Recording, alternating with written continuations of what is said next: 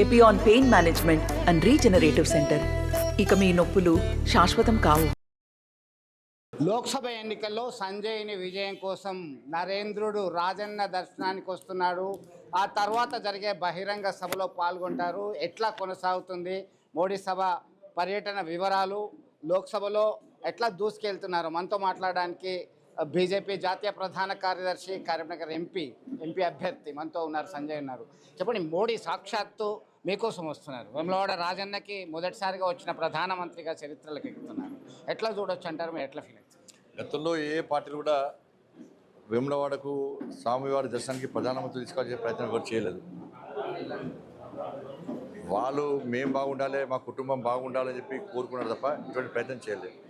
కానీ ఇవాళ ఎన్నికల ప్రచారంలో భాగంగా వాళ్ళ మోడీ గారు చాలా బిజీ షెడ్యూల్ ఉన్నప్పుడు కూడా మేము పర్సనల్గా రిక్వెస్ట్ చేసినాం, స్వామివారి ఆశీర్వాదం మీకు ఉండాలి సార్, దక్షిణ కాశీది చాలా పవర్ఫుల్ టెంపుల్, మీరు వచ్చి దర్శనం చేసుకోవాలి, ఇక్కడ మా కార్యకర్తలకు మార్గదర్శనం చేయాలని చెప్పిన తర్వాత తప్పకుండా వస్తానని చెప్పి రేపు ఉదయం 8వ తారీఖు నాడు ఉదయం 8 గంటలకే వారు స్వామివారి దర్శనం చేసుకొని వేములవాడలో అక్కడి నుంచి బాలనగర్ కోర్టు గ్రౌండ్లో జరిగే బహిరంగ సభలో పాల్గొంటున్నారు. కాబట్టి ఎండాకాలం అన్ని ఏర్పాట్లు చేస్తాం, వాటర్ ఫెసిలిటీ కానీ కూలర్స్ కానీ అన్ని ఏర్పాట్లు మేము చేస్తాను.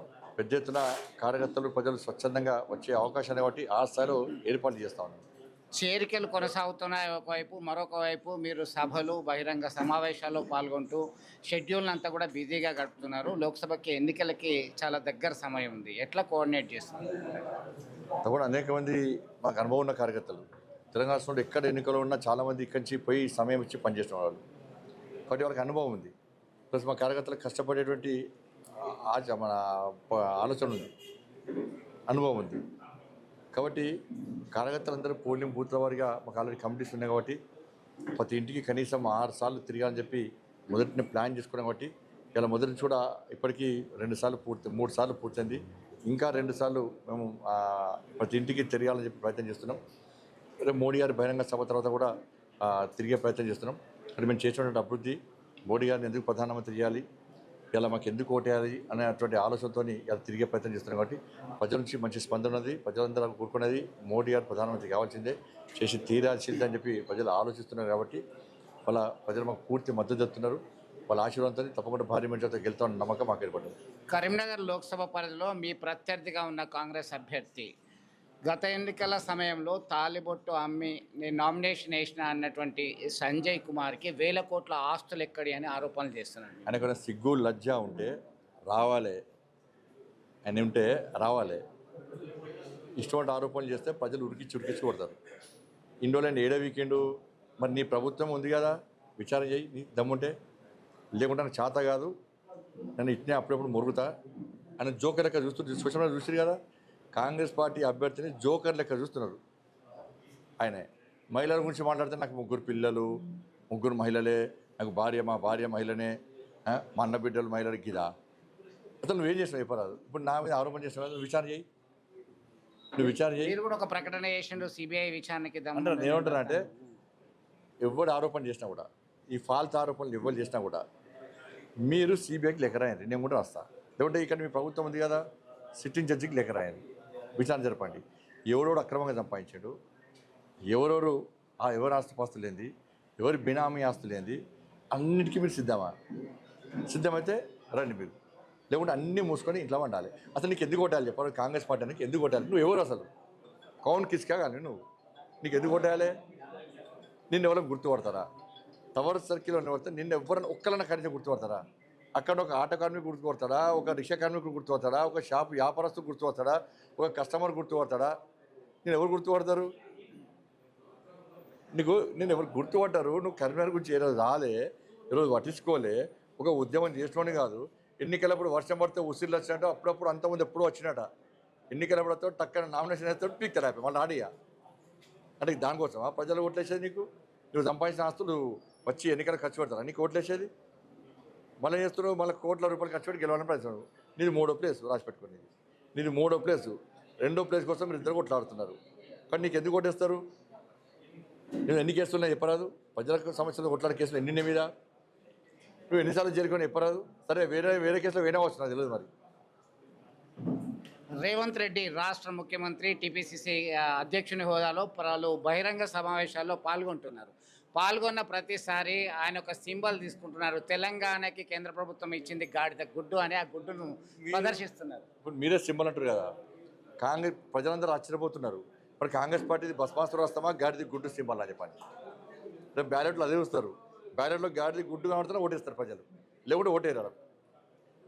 బట్ ఆ గాడిది గుడ్డు మీద ప్రజలు కాంగ్రెస్ పార్టీ 6 గ్యారెంటీలు ఇస్తాను గాడిది గుడ్డు ఇచ్చిందని మాత్రం చూసుకుంటారు ఇవాళ.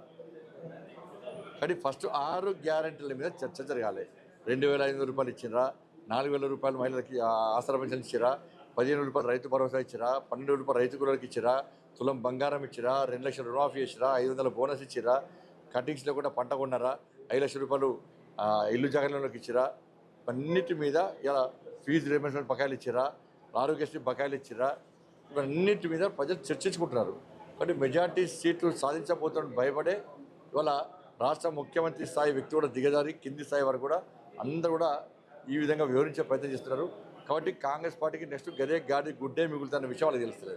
ప్రధానమంత్రి మోడీ మనస్సులో సంజయ్కి ఒక ప్రత్యేక స్థానం ఉంది అని చెప్పేసి తమిళనాడు బీజేపీ రాష్ట్ర అధ్యక్షుడు అన్నమలై మీ మీద కామెంట్ చేయడం జరిగింది. మిమ్మల్ని ఆదర్శంగా తీసుకున్నా, ర్యాలీ చేశాను, పాదయాత్ర చేసిన అని చెప్పాడు. నేషనల్ ఎగ్జిక్యూటివ్ మీటింగ్ సందర్భంగా నరేంద్ర మోడీ గారు ప్రత్యేకమైన వేదిక మీద పిలిచి ప్రజా సంగ్రామ యాత్ర చేసిన తీరును ఒకసారి వివరించాలని చెప్పి నేను పూర్తి వివరించిన తర్వాత నేను కూడా ప్రజా సంగ్రామ యాత్ర గురించి నేను ఎంక్వైరీ చేసి తెలుసుకుని నేను వీడియోలు చూసిన. అది మామూలు యాత్ర, చాలా బ్రహ్మాండమైన యాత్ర. ఈ యాత్రను అందరూ అన్ని రాష్ట్రాల అధ్యక్షులు వెళ్ళి చూసి రావాలి, టీమ్స్ పంపాలి, పంపించి ఏ విధంగా యాత్ర సాగుతుందో తెలుసుకొని మీ ప్రాంతాల్లో యాత్రలు చేయాలని చెప్పి నరేంద్ర మోడీ గారు చెప్పిన తర్వాత అన్నమలై గారు ప్రత్యేకంగా నాతో మాట్లాడి వాళ్ళ టీం పంపించి వాళ్ళ ప్రజా సంగ్రామ యాత్రలో పాల్గొని ఏ విధంగా ఏర్పాటు చేస్తున్నాం, ఏ విధంగా యాత్ర కొనసాగుతుందో తెలుసుకున్న తర్వాత వారు యాత్ర చేయడం జరిగింది. ప్రజా సంగ్రామ యాత్ర కంటే ఎక్కువ బ్రహ్మాండమైన యాత్ర వాళ్ళు చేశారు. వాళ్ళు నిరంతరం యాత్ర చేస్తూ వాళ్ళ తమిళనాడులో ఏమి లేని తమిళనాడులో వాళ్ళ పార్టీని ప్రభుత్వం ఏర్పడే స్థాయికి తీసుకొచ్చినటువంటి వ్యక్తి అన్నమలై గారు. కాబట్టి వారు చేసినటువంటి ఫైట్ మామూలు ఫైట్ కాదు. కాబట్టి ఇటువంటి పరిస్థితుల్లో వారి యాత్ర కానీ నా యాత్ర కానీ నరేంద్ర మోడీ దృష్టిలో ఉంది. కాబట్టి వారు తప్పకుండా పనిచేసే కార్యకర్తలు ప్రోత్సహిస్తారు. కాబట్టి వాళ్ళు సంతోషం అనిపించింది. కరీంనగర్ లోక్సభ పరిధిలో ఏ వర్గానికి చెందిన వాళ్ళు అధికంగా మీకు మద్దతు ఇచ్చే అవకాశం ఉంది? అది ఈ వర్గము ఆ వర్గం అని లేదు, అన్ని వర్గాలు యువకులు కానీ, మహిళలు కానీ, రైతులు కానీ, ఉద్యోగ ఉపాధ్యాయులు కానీ, కార్మికులు కానీ, వాళ్ళ చిన్న పెద్ద ముసలి ముత్క తేడా లేకుండా అందరూ కూడా వాళ్ళ నరేంద్ర మోడీ గారిని ప్రధానమంత్రి చేయాలి, కరీంనగర్లో బండి సంజయ్ని ఎంపీ గెలిపించాలని చెప్పి ఆలోచిస్తున్నారు. ఇంకెప్పుడు వస్తుంది 13వ తారీఖు, ఎప్పుడు మేము పువ్వు గుర్తు మీద ఓటేయాలని చెప్పి ఎదురు చూసే పరిస్థితి ఇవాళ కరీంనగర్ పార్లమెంట్లో ఉంది. అన్ని జెండాలు పక్కబెట్టారు. బండి సంజయ్ని గెలిపించడమే ఎజెండా, నరేంద్ర మోడీ గారిని ప్రధానమంత్రి చేయడమే ఎజెండాగా ప్రజలందరూ కూడా ముందుకు వస్తారు. మొత్తం మీద నరేంద్ర మోడీ పాల్గొనేటువంటి బహిరంగ సభ సక్సెస్ చేయడానికి కసరత్తు చేశారు. ఖచ్చితంగా విజయం సాధించి తీరుతాను. ఎవరైతే తన మీద ఫాల్స్ ఆరోపణలు చేస్తున్నారో ఆధారాలతో బయటకు రావాలి. ఖచ్చితంగా సిబిఐ ఎంక్వైరీకి నేను లేఖ రాస్తా, మీకు దమ్ముందా అని చెప్పి సవాల్ విస్తున్నటువంటి పరిస్థితి. కాంగ్రెస్ పార్టీది గాడిద గుడ్డు సింబలా లేదా హస్తం గుర్తా, ఒకటి క్లారిటీ ఇవ్వాల్సినటువంటి అవసరం ఉంది. ప్రజలు కన్ఫ్యూజ్లో ఉన్నారు, పదే పదే ఆ గాడిద గుడ్డును ప్రదర్శించడం వల్ల అనేటువంటి కామెంట్ కూడా చేయడం జరిగింది. అలాగే ప్రజా సంగ్రామ యాత్ర ఇన్స్పిరేషన్తో తమిళనాడు రాష్ట్రాల్లో 10% పైగా ఓట్ బ్యాంక్ షేరింగ్ ఉంది. అన్నమలై లాంటి వాళ్ళు నిరంతరం ప్రజల్లో ఉండి మాస్ లీడర్గా ఎదిగారు. మోడీ దృష్టిలో ఒక ప్రత్యేక స్థానం ఉంది అని చెప్పేసి కితాబ్ వస్తున్నటువంటి పరిస్థితి అయితే మనం గమనిస్తున్నాం. వీడియో జర్నలిస్ట్ సుమంత్తో కలిసి చంద్రశేఖర్, RTV, కరీంనగర్ నుండి. నమస్తే అండి. ఇది వ్యాపారం గురించి కాదు, ఓటు గురించి. ఎన్నికల్లో ఓటు వేయడం మన హక్కు మాత్రమే కాదు, కర్తవ్యం. ఎంతో మంది మహా నేతలు శ్రమించి ప్రాణత్యాగం చేసి ఈ అవకాశాన్ని మనకిప్పించారు. అందరూ ఓటు వేద్దాం. ఎందుకంటే ఓటు హక్కు ఊరికే రాదు. నా ఓటు ఎవరికో తెలుసా? అది సీక్రెట్ అండి.